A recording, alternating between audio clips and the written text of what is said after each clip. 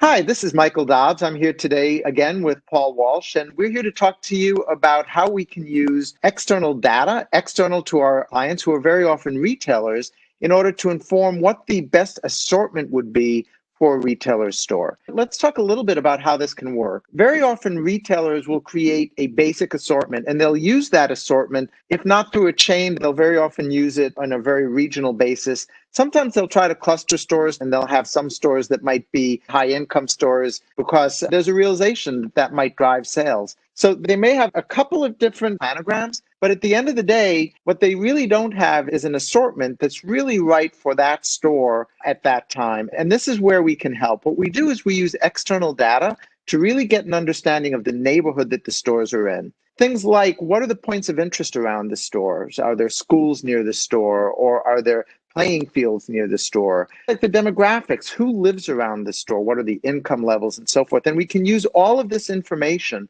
to really inform what are the products that the retailer doesn't have on the shelf today and really needs to put on the shelf.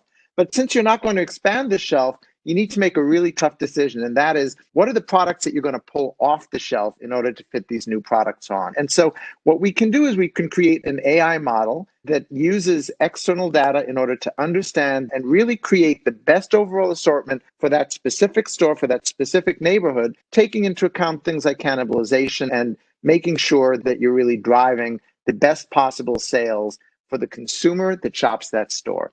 Paul, maybe you could give us some examples of when we've helped our clients to do a better job of assortment planning using weather.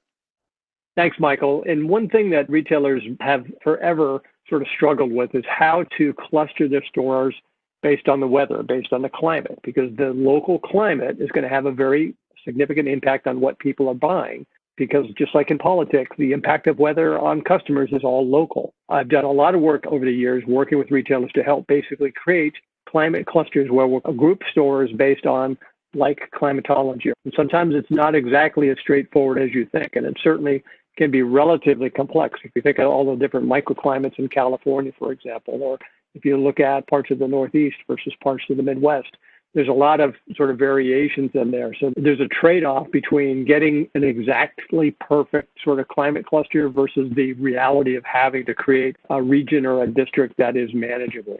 And so getting those two pieces can be relatively complex. So that's where data and analytics comes in. As Michael mentioned, increasingly we're using machine learning to help really create very specific but also very actionable sort of climate clusters.